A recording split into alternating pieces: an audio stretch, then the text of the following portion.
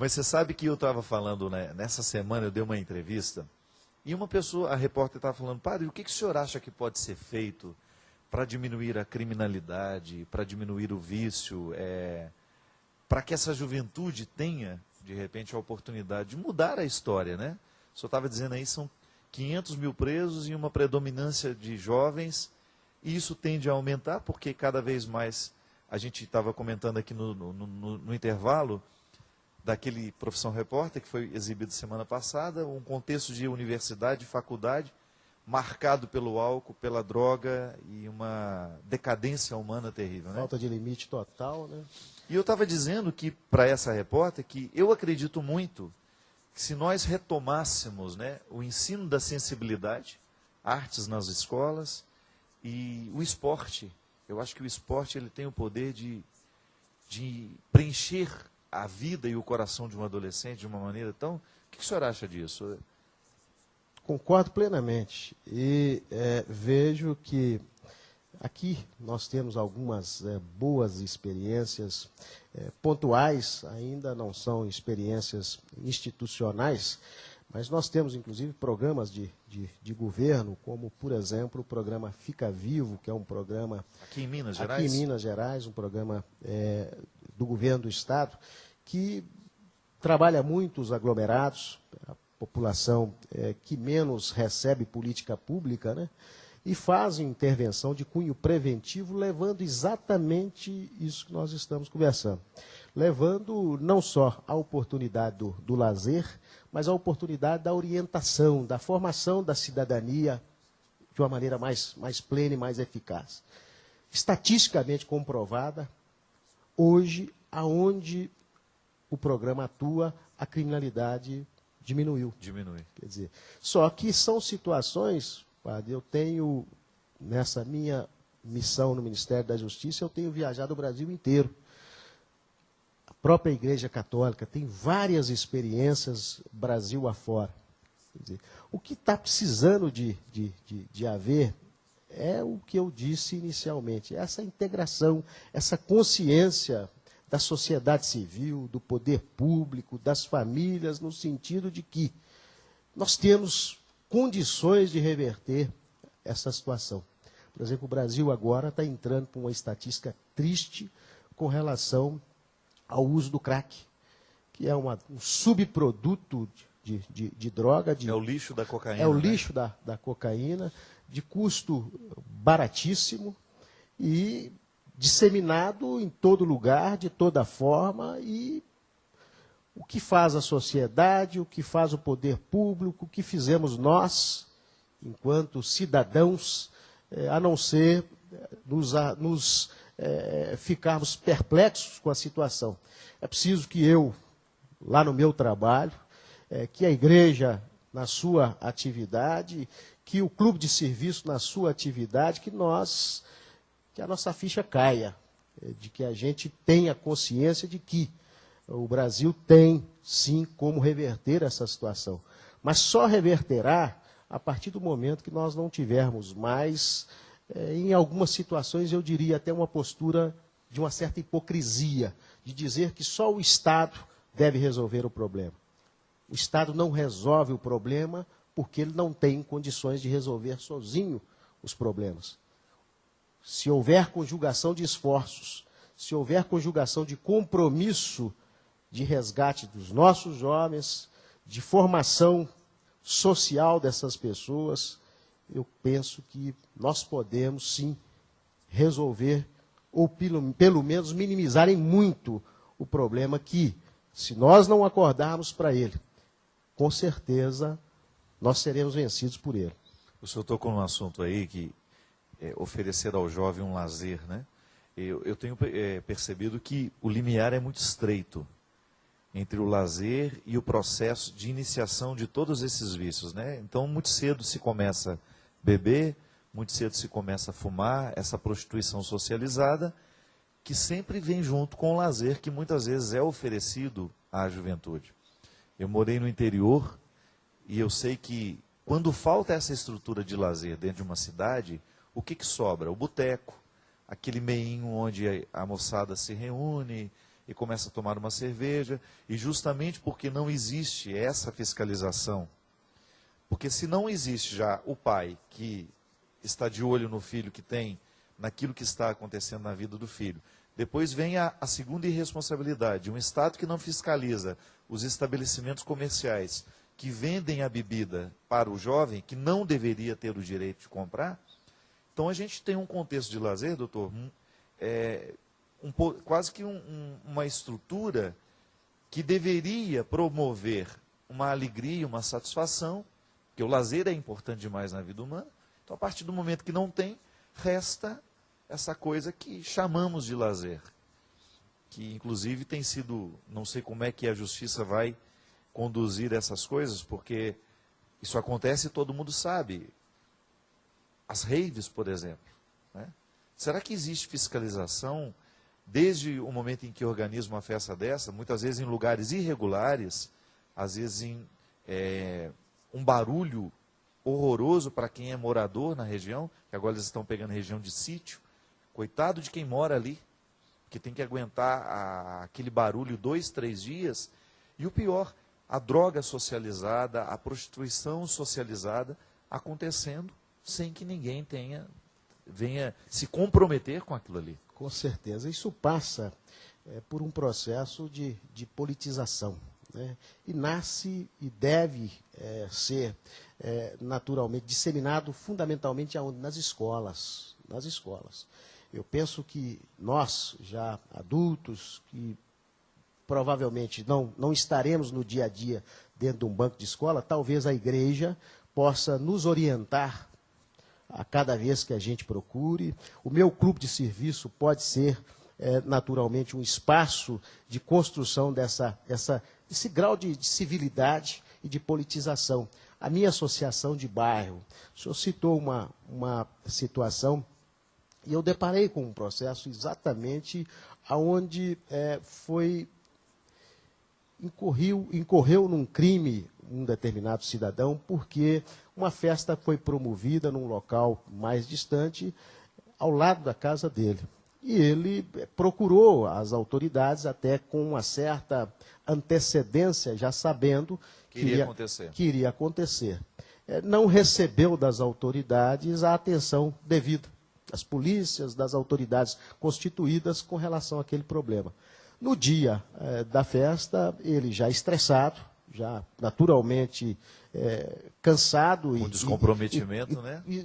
Pois aconteceu um crime em razão dessa omissão do Estado, das pessoas que não atentaram para tentar o que o senhor disse, ou proibir ou que aquilo acontecesse dentro de um determinado regramento.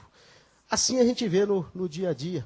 Quer dizer, são situações que cada vez mais acontecem, e eu insisto em dizer ao senhor, a gente tem que fazer no Brasil como um todo um exercício como se fosse um choque mesmo de mudança de postura e de cultura, para que o pai tenha mais responsabilidade. O senhor acabou de dizer de uma situação que às vezes o pai não atenta para a situação do filho. Padre, um pai miserável que às vezes acorda pela manhã sem oportunidade nenhuma na vida, sem um horizonte de um trabalho, sem um horizonte até mesmo de dar conta daquilo que ele deveria dar, que é, no mínimo, colocar uma refeição por dia em casa.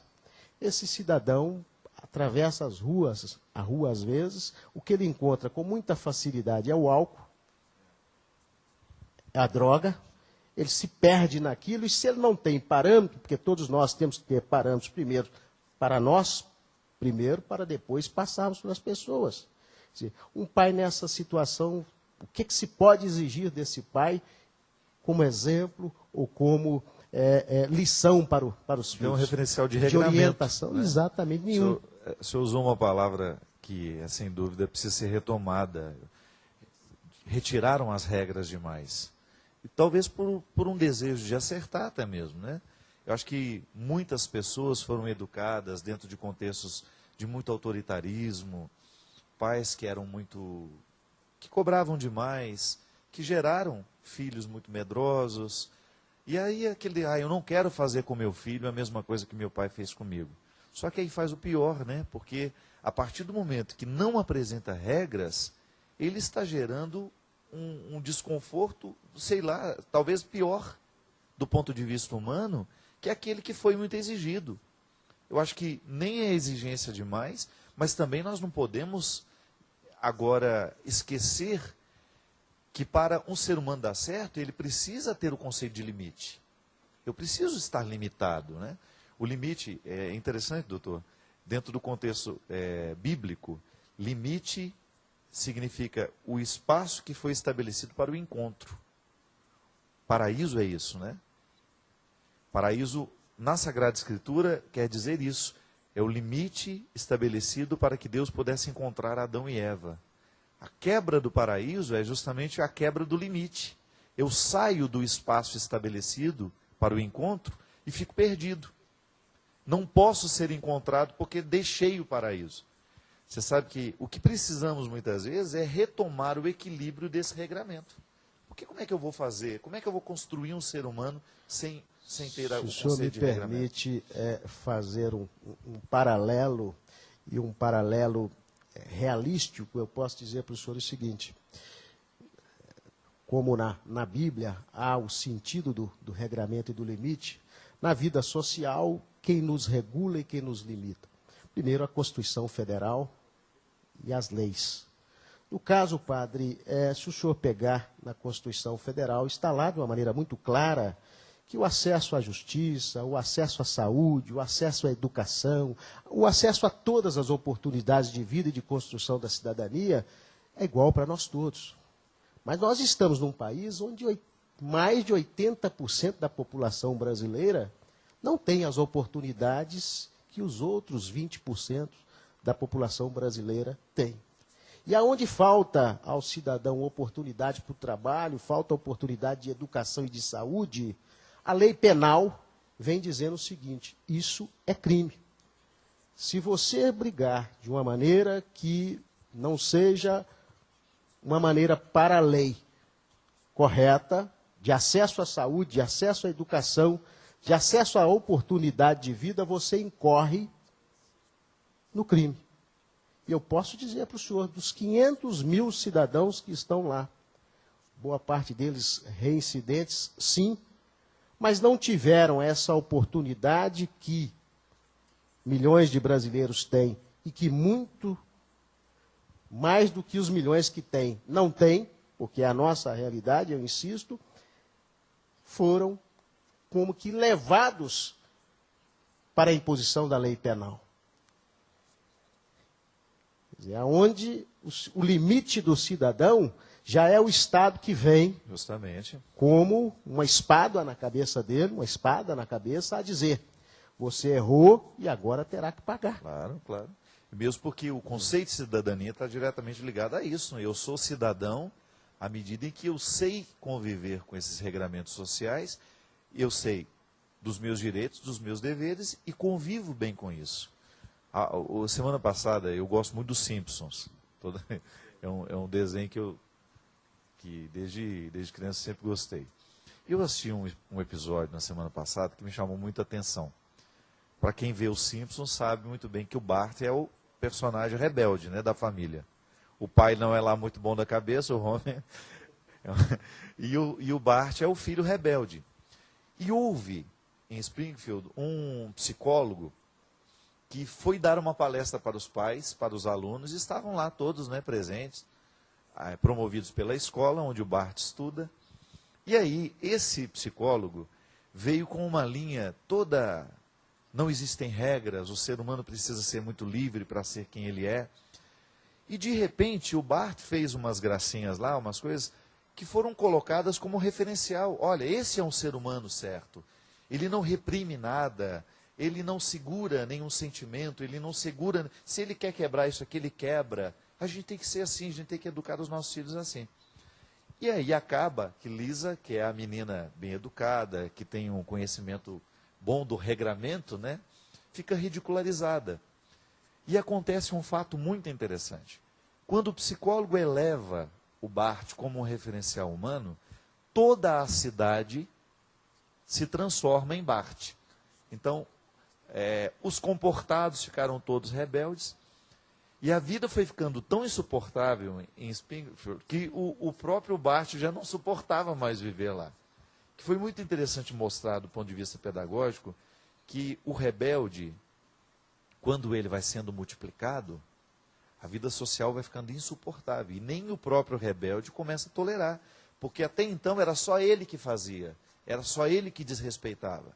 A partir do momento que se está num ambiente em que todo mundo vive para desrespeitar, o ser humano a vida fica insuportável e não existe mais possibilidade de convivência. Eu concordo, e há poucos dias ouvi uma palestra, inclusive em São Paulo, onde o palestrante, com muita propriedade, dizia dessa falta de valores que nós estamos dizendo, de princípios, de regramentos, de limites. E no Brasil, comprovadamente, cientificamente comprovado, uma influência americana muito grande, principalmente de consumo. E eu posso dizer para o senhor que coloquei, refleti sobre o que foi dito, e me lembro que, há um tempo atrás, eu ouvi um rapaz de 18 anos que me dizia que a expectativa que ele tinha já chegou às minhas mãos condenado, e eu perguntei para ele: você teve alguma oportunidade na vida? Você estudou?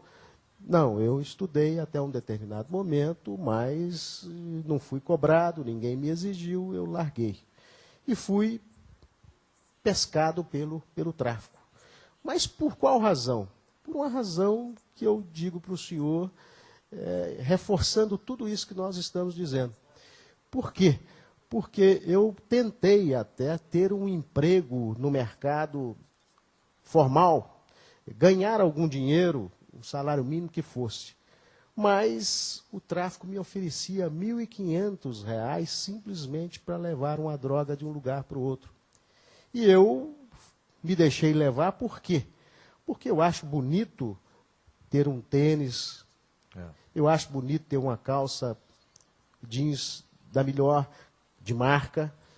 Isso é uma influência que a gente vê, e a sociedade brasileira também, me parece que boa parte dela ainda não se conscientizou, e é a realidade. Se eu ver, enquanto nós temos aqui 500 mil presos, os Estados Unidos está chegando a 3 milhões de presos, com uma população um pouco maior do que a nossa.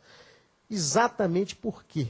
Porque hoje os excluídos que não têm acesso à política pública, eles são marginalizados. Marginalizados não só pela questão social, mas marginalizados pela lei, que estabelece um limite para eles de tolerância com relação a viver de forma regular, a viver tendo acesso às políticas públicas no limite de quase zero.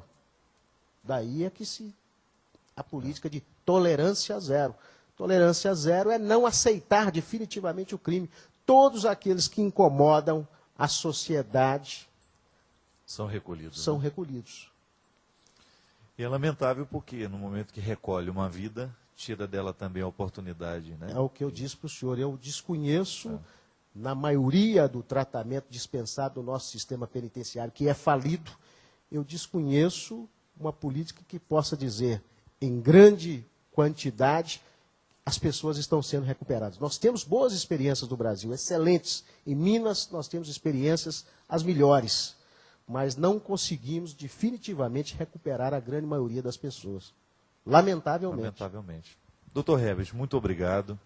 Sua presença foi muito iluminadora para nós, sobretudo por nos dar o parecer da lei, mas também nos recordar aquilo que para nós já é a matéria-prima aqui da nossa fala, da nossa evangelização, o valor da família, o valor do ser humano e do quanto é importante nos dias de hoje nós resgatarmos esses valores. Muito obrigado mesmo pela presença do senhor. Eu é que vou agradecer a Nossa Senhora essa oportunidade, depois de um dia cansativo de trabalho, recebi da parte de um colega do Tribunal de Justiça um convite para estar aqui com o senhor.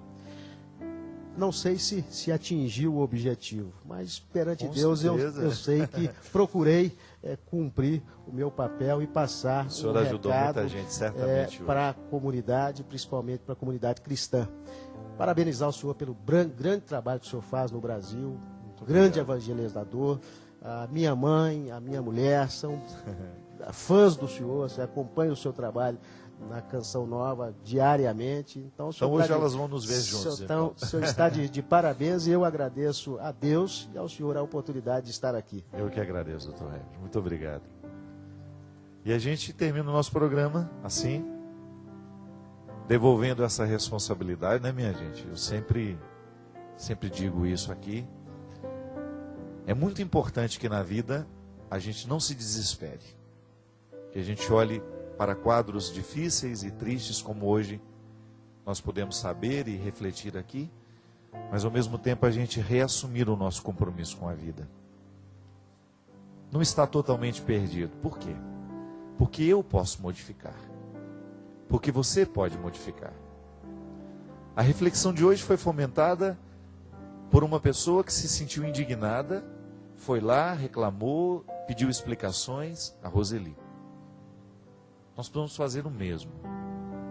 E assim como ela se compreende como um grão de areia, eu também me sinto assim, um grão de areia. Mas um grão de areia juntando com outro, e aí a gente vai, de repente a gente é areia de mar, né? Uma praia. Quem sabe hoje os muitos grãos de areias que assistem este programa, juntos nós podemos nos transformar numa grande praia. Fazer a mudança acontecer a partir da nossa casa. Há sempre um ser humano precisando de formação do nosso lado. Há sempre um ser humano necessitado de uma palavra que reoriente a vida, que faça uma escolha diferente, quem sabe. Há sempre alguém perdendo o sentido da vida do nosso lado. Há sempre alguém perdendo a alegria, perdendo a satisfação de ser quem é. E nós podemos ser este instrumento de transformação. Semear motivos novos neste mundo tão velho. Semear a palavra de Jesus nos lugares onde ele está esquecido. Levar Jesus ao coração de tantos jovens que certamente reencontrariam o sentido da vida caso ele fosse oferecido a eles. Porque todo aquele que é tocado pela palavra de Jesus sente-se desejoso de viver diferente, de abandonar aquilo que destrói, de deixar de lado aquilo que engana, aquilo que é mentiroso, aquilo que não alegra.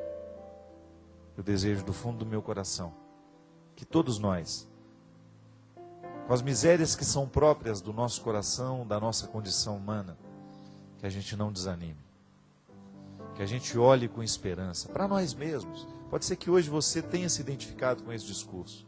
Pode ser que você, em algum momento da sua vida, começou a permitir que esse processo vicioso e tão destruidor do mundo pudesse encontrar em você lugar para crescer.